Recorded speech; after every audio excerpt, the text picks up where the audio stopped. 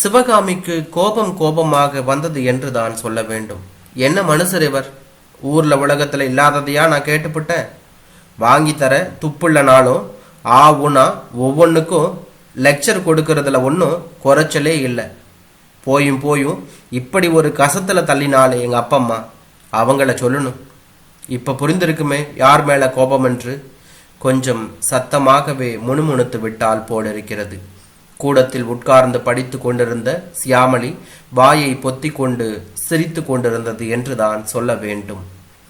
அம்மா, குளிச்சு சாமி கும்பிட்டாச்சு, டிஃபன் ரெடியா, ஸ்கூலுக்கு நேரமாகுது என்றபடி வந்த பாபுவின் கண்களில் சியாமளி மாட்டினாள். நீ ஏண்டி காலங்காத்தால லூசு மாதிரி சிரிச்சுக்கிட்டு இருக்க என்று கேட்டான். ஐயோ அண்ணா கத்தாத, அப்பாவுக்கு அர்ச்சனை நடந்துகிட்டு இருக்கு. நீ அம்மா கிட்ட மாட்டினா உனக்கும் நடக்கும். உஷ். உதடுகளை ஆட்காட்டி விரலால் சிறை வைத்து குறும்பாக எச்சரித்தாள் என்று தான் சொல்ல வேண்டும்.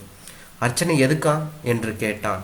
இன்னைக்கு அட்சிய திருதியாமில்ல, அதுக்கு தான் அப்பாவுக்கு சாவி கொடுத்தாரது என்று சொன்னாள். இந்த அம்மாவுக்கும் என்று என்னவோ சொல்ல வந்தவன் நிறுத்தி கொண்டான். அம்மா மேல் பயமெல்லாம் ஒன்றுமில்லை. குளிக்க போன அப்பா திரும்பி வந்து செருப்பை வாசல் நடையில் கலட்டிவிடும் சத்தம் கேட்டதுதான் காரணம். வீட்டில் சகல வசதிகள் இருந்த போதிலும் பெருமாளுக்கு ஆற்றில் போய் குளிப்பதுதான் பிடிக்கும். காலையில் எழுந்ததும் கரகரவென்று தலையில் ஒரு கை, உடம்பில் ஒரு கை எண்ணெயை தேய்த்து கொண்டு பல் துலக்கும் பிரஷ், பற்பசை, உடம்புக்கு துணிக்கும் தனித்தனி சோப்புகள். நாகர்கோவிலுக்கு போயிருந்த போது தலை துபட்டவென்று வாங்கி வந்த ஈரலை துண்டு என்று சகலமும் அடங்கிய ஒரு சின்ன பிளாஸ்டிக் வாளி சகிதம் சைக்கிளில் ஆற்றுக்கு கிளம்பி விடுவார். அவரை பொறுத்தவரை அந்த பயணம் குளிக்க போவதற்கு மட்டுமானதல்ல. வழி எங்கும் எதிர்படும் அறிமுகமான மனிதர்களிடம் ரெண்டொரு வார்த்தைகள் பேசியபடி ஆற்றுக்கு போய் ஏற்கனவே வந்திருக்கும் நண்பர்களுடன் நாட்டு நடப்புகளையும் அணிந்திருக்கும் துணிகளையும் துவைத்து அலசி போட்டுவிட்டு கரையில் இருக்கும் ஆலயத்துக்கு போவார். அமைதியான கல் பாவிய சில்லென்று பிரகாரத்தில் கால் வைக்கும் போதே சொல்ல தெரியாத ஏதோ ஒரு உணர்வு அவரை சூழ்ந்து கொள்ளும். பழகிவிட்டால் சிலருக்கு பக்தியும் போதை ஊட்டதான் செய்கிறது. கால்மணி போல் அந்த சூழ் நிலையில் லயித்துவிட்டு நெற்றிக்கு இட்டு கொண்டு பூவையோ துளசியோ வலது காதில் சொருகி கொண்டு வீடு திரும்புவார். இது நல்லபடியாக நடந்துவிட்டால் அன்றைக்கு நாளுக்கான எனர்ஜி அவருக்கு உத்தரவாதம். வீட்டுக்கு வந்து ஈர துணிகளை கொடியில் காய போட்டுவிட்டு அப்பாடா என்று பேப்பரும் கையுமாக வந்து அமர்ந்தார். நங்கென்று தம்ளர் வைக்கப்பட்ட விதத்திலேயே வைத்தவள் எவ்வளவு கோபமாக இருக்கிறாள் என்பது புரிந்து போனது. தம்ளர் வைக்கப்பட்ட வேகம் தாங்காமல் அப்படியும் இப்படியும் ஆடி காஃபி அலையடித்து கொண்டிருந்தது. அலை வர்ற வேகத்தை பார்த்தா அடுத்தது சுனாமி வரும் போலிருக்கே. காஃபியை கையில் எடுத்து கொண்டவர் செய்த கேலி அவளது கோபத்தை விசிறிவிட்டது. சுனாமி அழிக்கிறதுக்கு மட்டுமல்ல, சில சமயம் ஆக்கிறதுக்கும் புறப்படுறது உண்டு. உங்களுக்கு தெரியாததா என்ன? ஏமா, நான் நேரடியாகவே கேட்குறேன். இன்னைக்கு தங்க வாங்கியே ஆகணும்னு அடம் பிடிச்சி 2 நாளா கண்ணை கசக்கிறது எதை ஆக்கிறதுக்கா? காஃபியை ஒரு வாய் உறிஞ்சு விட்டு கேட்டார். ஏங்க, நான் என்ன எனக்காகவா நகை நட்டு சேர்க்கிறேன்? நமக்கு ஒரு பெண் குழந்தை இருக்கிறாங்கிறதையே நீங்க அடிக்கடி மறந்துடுறீங்க. இப்படியாப்பட்ட சந்தர்ப்பங்கள்ல கொஞ்சம் கொஞ்சமா சேமிச்சாதானே அவ வளர்ந்து நின்று நாளைக்கு ஒரு கல்யாண காட்சின்னு வரும்போது நாமளும் கௌரவமா செய்ய முடியும் என்று சொன்னாள். சிவகாமி, அவளை அவளுக்காகவே கொத்திக்கிட்டு போக எந்த ராஜகுமாரனாவது வராமலா போயிடுவான் என்று சொன்னார். நீங்க இப்படியே வெதண்டாவாதம் செஞ்சுக்கிட்டே இருங்க என்று அவளும் சொன்னாள். அட்சிய திருதியை அன்னைக்கு தங்கம் வாங்கினா நல்லதுதான்.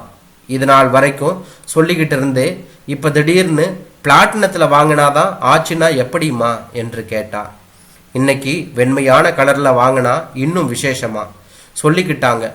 கோடி வீட்டு பூர்ணாவிலிருந்து பக்கத்து வீட்டு கீதா வரைக்கும் முன்னாடியே போய் நகை கடையில டிசைன் செலக்ட் செஞ்சு ஆர்டரும் கொடுத்துட்டாங்க. இன்னைக்கு போய் வாங்கியார போறாங்க. நான் ஒரு சின்ன மோதிரமாச்சும் வாங்கலைன்னா அப்புறம் உங்களுக்கு என்ன பெருமை? பேங்க் மேனேஜர் பொண்டாட்டின்னு சொல்லிக்கிறதுல எனக்கு தான் என்ன கௌரவம் இருக்கும்? நான் என்ன எனக்காகவா கேட்கிறேன் என்றாள் சிவகாமி. இப்ப என்னதான் செய்யணுங்கிற என்று இவரும் கேட்டார். என் கூட கடைக்கு வாங்க, அது போதும் என்றபடி காலி டம்ளரை எடுத்துக்கொண்டு உள்ளே சென்றாள் என்று தான் சொல்ல வேண்டும். இட்லிக்கு என்ன தொட்டுக்கிறீங்க?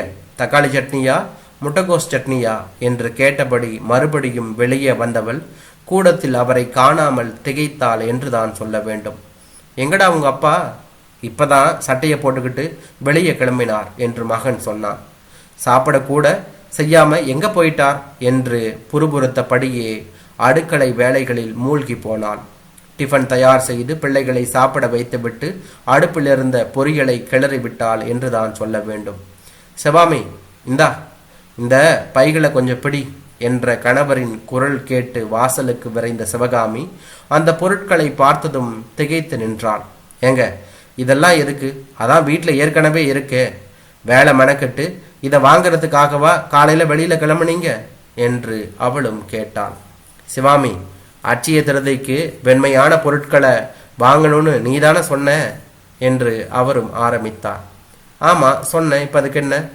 அப்படி வாங்கினா வீட்டில் வாழ்நாள் முழுக்க அந்த பொருட்களுக்கான பஞ்சம் ஏற்படாதுன்னு சொன்னேன் இல்லையா என்று அவரும் கேட்டார்.